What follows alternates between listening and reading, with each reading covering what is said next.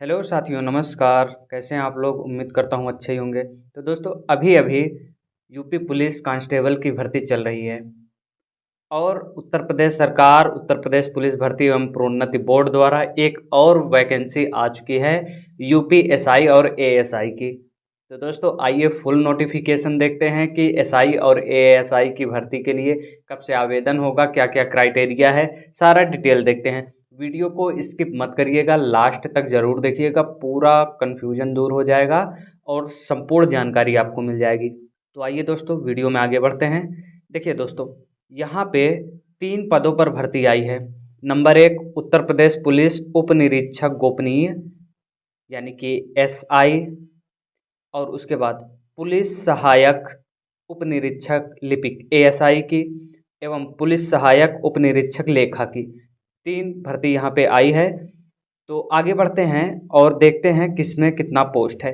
तो देखिए, जो एसआई की भर्ती है उसमें 268 पोस्ट है, और एएसआई की जिसमें लिपिक और लेखा 2 ग्रुप में बटा हुआ है।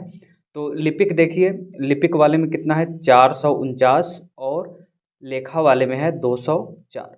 टोटल 921 पोस्ट पर भर्ती है। अब आगे बढ़ते हैं, यहाँ पे कैटेगरी वाइज देख लीजिए दोस्तों। अनारक्षित यानी कि जनरल वालों के लिए 114 सीट है, किसमें, एसआई में। ठीक है दोस्तों, एसआई वाले में।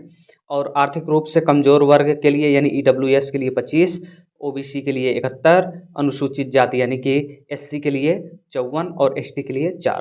टोटल 268। ओके दोस्तों, किसका पोस्ट है, एसआई का। अब एएसआई में लिपिक का देख लीजिए दोस्तों। लिपिक में 186 है जनरल, और ईडब्ल्यूएस 43, ओबीसी 120, एससी 93, एसटी 7। अब लेखा वाले में देख लेते हैं कितना पोस्ट है। देखिए, जनरल वालों के लिए 88, EWS 19, OBC 53, SC 42, ST 2। Total 204 post पर ये भर्ती है दोस्तों। तो ऑनलाइन आवेदन स्टार्ट होगा वो 7/1/2024 यानी 7 जनवरी से। नए साल पे आपको ये गिफ्ट मिल रहा है, समझ लीजिए। 7/1/2024 से ऑनलाइन स्टार्ट हो जाएगा, और अंतिम तिथि है दोस्तों इसकी 28/1/2024 की। और यही शुल्क जमा करने की भी तिथि है। संशोधन की तिथि 2 दिन और बढ़ा दी गई है, 30/1/2024 कर दिया गया है। आवेदन शुल्क दोस्तों यहाँ पे 400 रुपये ही लगेगा, जैसे कि कांस्टेबल वाले में लग रहा है। अर्हताएँ, अर्हताएँ देख लेते हैं दोस्तों। राष्ट्रीयता, भारत का नागरिक हो, तो ये अर्हताएँ हैं। और भी अर्हताएँ हैं, तो इसको हम लोग स्किप करते हुए आगे बढ़ते हैं। भारत का नागरिक हो, इतना बहुत है। शैक्षिक अर्हताएँ में देख लेते हैं, एसआई पद के लिए क्या क्या आपके पास अर्हताएँ होनी चाहिए। देखिए, सबसे पहली बात तो आपके पास स्नातक होना चाहिए। उसके बाद कम से कम 25 शब्द प्रति मिनट का हिंदी टाइपिंग होना चाहिए, और इसके साथ ही साथ तथा लिखा हुआ है, यानी कि इसके अलावा भी आपसे कम से कम 30 शब्द प्रति मिनट अंग्रेजी टाइपिंग में आपकी स्पीड होनी चाहिए, 30 शब्द पर प्रति मिनट, और हिंदी में आपकी स्पीड होनी चाहिए 25 शब्द प्रति मिनट।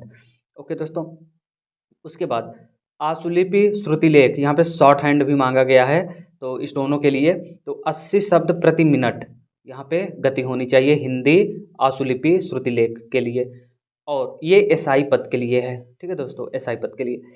उसके बाद भारत सरकार के राष्ट्रीय इलेक्ट्रॉनिक एवं सूचना प्रौद्योगिकी संस्थान, यानी कि या तो नीलेट या नाइलेट बोल दीजिए, या डोएक से आपका ओ लेवल होना चाहिए, ये बहुत ज़रूरी है।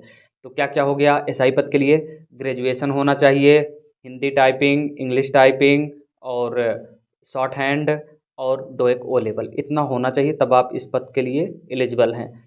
अब एएसआई के लिए देख लेते हैं, लिपिक के लिए दोस्तों। तो यहाँ पे ग्रेजुएशन ये तो मस्ट है, हिंदी टाइपिंग 25 शब्द प्रति मिनट, इंग्लिश टाइपिंग 30 शब्द प्रति मिनट, और इसके बाद ओ लेवल यहाँ पे भी लिया जाएगा दोस्तों, ओ लेवल। तो अब लेखा पद के लिए देख लेते हैं। यहाँ पे वाणिज्य से स्नातक कॉमर्स वालों के लिए है, या लेखा शास्त्र में परास्नातक डिप्लोमा या सरकार द्वारा मान्यता प्राप्त समकक्ष अर्हता होनी चाहिए, और 15 शब्द प्रति मिनट की गति से हिंदी टाइपिंग होनी चाहिए, हिंदी टाइपिंग।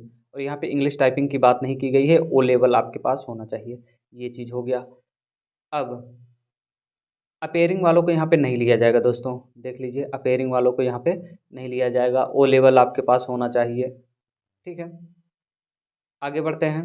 अब प्रेफरेंस देख लेते हैं किसको दिया जाएगा। जैसे कि 2 या 3 विद्यार्थी हैं जिन्होंने समान नंबर प्राप्त किया है, समान अंक मिले हैं उनको, तो जिनके पास ये चीज़ें होंगे, जैसे एनसीसी हो गया या प्रशासनिक सेवा में कम से कम 2 वर्ष की सेवा हो गई, तो या फिर किसी विश्वविद्यालय अनुदान आयोग से मान्यता प्राप्त किसी संस्थान या महाविद्यालय या विद्यालय से विधि में स्नातक किया हो, तो यहाँ पे प्रेफ़रेंस मिलेगा उनको प्रेफ़रेंस दिया जाएगा। आयु के बारे में यहाँ पे देख लेते हैं कि कब से काउंट किया जाएगा। तो 1/7/2023 से एज काउंट की जाएगी। 21 वर्ष की आयु से लेकर के 28 वर्ष की आयु तक होनी चाहिए, इससे अधिक नहीं होनी चाहिए। ये है दोस्तों जनरल और ईडब्ल्यूएस के लिए, ठीक है। अर्थात अभ्यर्थी का जन्म दिनांक 1/7/1995 से पूर्व न हुआ हो और 1/7/2002 के बाद न हुआ हो। इसके बीच अगर आते हैं आप तो फॉर्म को भर सकते हैं। जो ओबीसी एससी एसटी वाले हैं उनके लिए एज में छूट है। कितना छूट है अभी आगे हम लोग देखते हैं।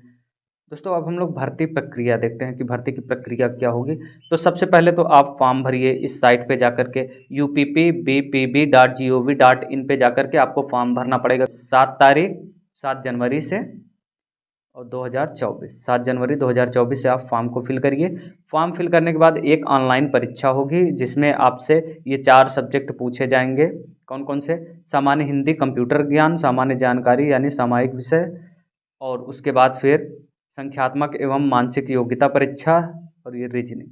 तो 100 अंक का सभी होगा, तो ये 400 अंक के प्रश्न हो जाएंगे, अधिकतम अंक 400।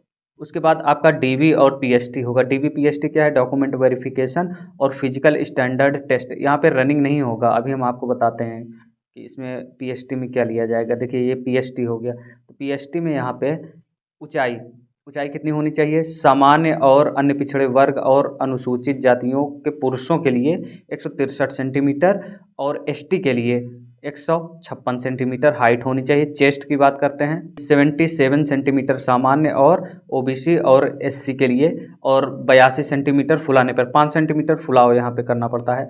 और एसटी के लिए दोस्तों 75 सेंटीमीटर बिना फुलाए हुए और 80 सेंटीमीटर फुलाने पर 5 सेंटीमीटर का फुलाव होना चाहिए। अब महिला के लिए देख लेते हैं हाइट क्या है। सामान्य और अन्य पिछड़े वर्ग तथा एससी के लिए महिला की ऊंचाई 150 सेंटीमीटर होनी चाहिए और एसटी अगर है तो 145 सेंटीमीटर। वजन 40 किलोग्राम होना चाहिए, इससे कम नहीं होना चाहिए दोस्तों। उसके बाद फिर ये 2 प्रोसेस हो जाएगा। पहला प्रोसेस क्या रहेगा दोस्तों? लिखित परीक्षा उत्तीर्ण करने के बाद आपका डॉक्यूमेंट वेरिफिकेशन और पीएसटी होगा। उसके बाद कंप्यूटर टंकण एवं आशुलिपि परीक्षा, यानी कि आपका जो टाइपिंग है वो होगा और शॉर्ट हैंड होगा। आरक्षण के बारे में देख लेते हैं दोस्तों कि आरक्षण किस हिसाब से दिया जाएगा। तो यहाँ पे लंबवत आरक्षण देखते हैं। लंबवत आरक्षण, तो लंबवत आरक्षण में दोस्तों अनुसूचित जातियों के लिए यानी कि एससी अनुसूचित जाति के लिए 21% आरक्षण है। 5 वर्ष की अधिकतम यहाँ पे छूट दी जाएगी। और जाति प्रमाण पत्र इसके लिए होना चाहिए। जिलाधिकारी, अतिरिक्त जिलाधिकारी, सिटी मजिस्ट्रेट, परगना मजिस्ट्रेट, तहसीलदार, जिला समाज कल्याण अधिकारी, इनके द्वारा ये वेरीफाई किया हुआ होना चाहिए। और अनुसूचित जनजाति के लिए देखिए 2% आरक्षण है और यहाँ पे जाति प्रमाण पत्र होना चाहिए। 5 वर्ष की छूट मिलेगी। ओबीसी के लिए 5 वर्ष की छूट मिलेगी दोस्तों। 27% आरक्षण है, जाति प्रमाण पत्र लगेगा, इनके द्वारा ये वेरीफाई होना चाहिए। आर्थिक रूप से कमजोर ईडब्ल्यूएस के लिए दोस्तों प्रमाण पत्र ये 4 लगेगा प्रारूप, और ये इनके द्वारा वेरीफाई होना चाहिए। यहाँ पे ईडब्ल्यूएस को छूट नहीं दिया जाएगा। क्षैतिज आरक्षण के बारे में देख लेते हैं। स्वतंत्रता संग्राम सेनानी के आश्रित हैं तो यहाँ पे उन्हें 2% का आरक्षण मिलेगा और ये जिलाधिकारी द्वारा वेरीफाई होना चाहिए। भूतपूर्व हैं तो इनको 5%, भूतपूर्व सैनिक हैं तो 5% आरक्षण मिलेगा और इनमें 3 वर्ष की छूट मिलेगी, आयु में छूट। और यहाँ पे यूनिट डिस्चार्ज प्रमाण पत्र होना चाहिए और यहाँ पे सक्षम सैन्य अधिकारी या यूनिट प्रभारी के द्वारा यहाँ पे वेरीफाई होना चाहिए। महिला को 20% का आरक्षण है दोस्तों। महिला को कितने परसेंट का? 20% का आरक्षण है दोस्तों। यहाँ पे जो शैक्षिक एवं आरक्षण से संबंधित प्रमाण पत्र हैं वो डिजी लॉकर के माध्यम से अपलोड करना पड़ेगा। तो दोस्तों जैसे ही फॉर्म आवेदन होना प्रारंभ हो जाएगा हम एक वीडियो बनाएंगे कि कैसे आपको ऑनलाइन आवेदन करना है सही तरीके से, ताकि आपका फॉर्म रिजेक्ट ना हो दोस्तों। क्योंकि अगर आपने फॉर्म में कोई गलती कर दिया तो आपका फॉर्म रिजेक्ट हो जाएगा और आपकी सारी मेहनत पे पानी फिर जाएगा।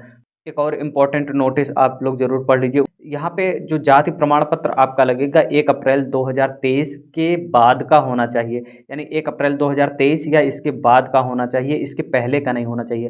तो अगर आपने अभी तक नहीं बनवाया है तो बनवा लीजिए, और 1 अप्रैल से जिसका है उसका भी सही है, इसके पहले वाले अगर हैं तो वो बनवा लें अभी। मिलते हैं दोस्तों नेक्स्ट वीडियो में नेक्स्ट अपडेट के साथ। Thank you.